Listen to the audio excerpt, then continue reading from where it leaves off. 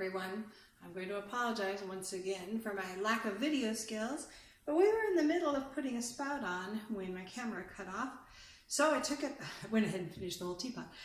So I took it all apart again, and we're going to go back to where I left off.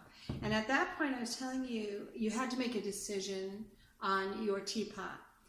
Do you want it to be a self-straining, which when I put that back on, what I had done is I drilled a bunch of holes. This is the kind of Yixing style teapot where one pot, one tea. So if this was your green teapot, you'd only use green tea. You would not glaze the interior because they like to season the clay with the flavor of the tea. So they just throw the loose tea in the hot water, and then they use a strainer at the spout to strain those tea leaves out. I'm going to remove that, and I'm just going to have a free-flowing one.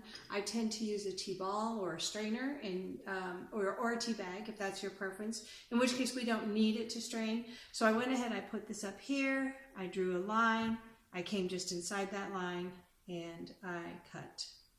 And I'm going to go in and I'm going to just smooth this a little bit, especially down here. This is where my tea is going to flow into my spout, and I want this to be a really nice smooth transition there. So I'm going to clean that up a little bit, and now I'm ready to go ahead and attach it. I need to score and slip. Score with this. I already did this once before, so it's softened up from my first take on it that didn't record.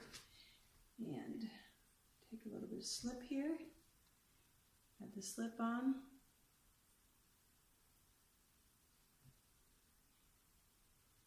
We're going to put slip on here. Okay, and then we're going to line it back up. Fattest part at the bottom, narrowest part at the top. Look at this from all different directions. I want to make sure it lines up with my handle. It's looking good. And I'm feeling pretty good about that. I'm going to stick my hand in here, and I'm going to give it a good push. Okay, and then I'm going to run my finger all along here to seal it.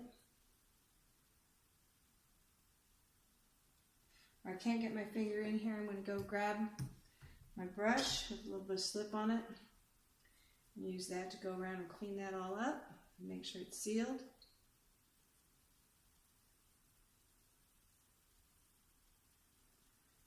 Because I put this on, took it off, put it back on, it's a little boogery. It's going to need some cleaning up, but I'll get around to that. I'll go back later and I will clean all that up. What I'm also going to do, I got to switch hands. I'm going to go into the inside and take my finger all along the inside there. Having a little trouble manipulating because the space is so small, so I'm going to use my fake thumb here. I'll go along all along the inside with my fake thumb and make sure that is all secured. Go in here and just clean that up a little bit.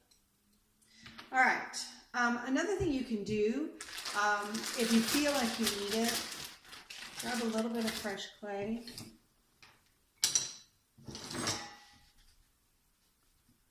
Roll out a teeny little coil. And you can use this to secure your spout onto your teapot.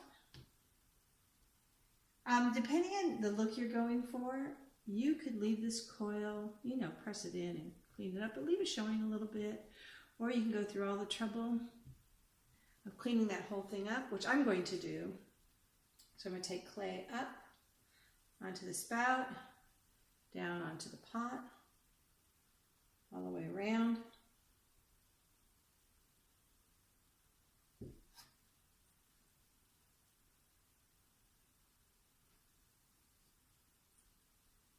Okay, I have a little trouble getting in here, so I'm going to use a tool. And this is really going to secure that spout, make sure it's stuck on that on there well. If you have any concerns about it, go ahead and throw that coil in there.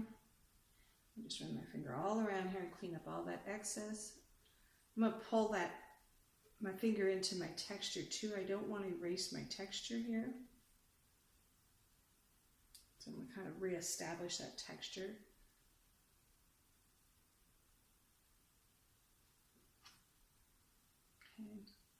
It's going to take a lot of cleaning up. It's okay. I'll just get the basics done now. Once I get this whole thing put together, one of the things I'm not going to show you on a video because it would be like watching paint dry, is that, you know, when I'm all done, I'm going to go through, I'm going to clean this all up, I'm going to get out my Surform and my drywall sandpaper and whatever I need to make this look beautiful. Another thing I did on the first video, that didn't video, is I cut this straight across. I just like the look of that. I like how it parallels the lid and the top of the handle. And then I also went in with anything round, and I just reminded this that it's supposed to be round. A nice arch here. Don't let this come to a point or a V, which it can tend to do because if that's where your seam is. Because if it's a V coming out of that spout, that tends to shoot the water out too. So you want that to be nice and round. And there you go, you have your spout. Now, I'm going to tell you, I don't love this handle. Once I got the spout on, I thought, you know what, this handle is just too insubstantial for this pot.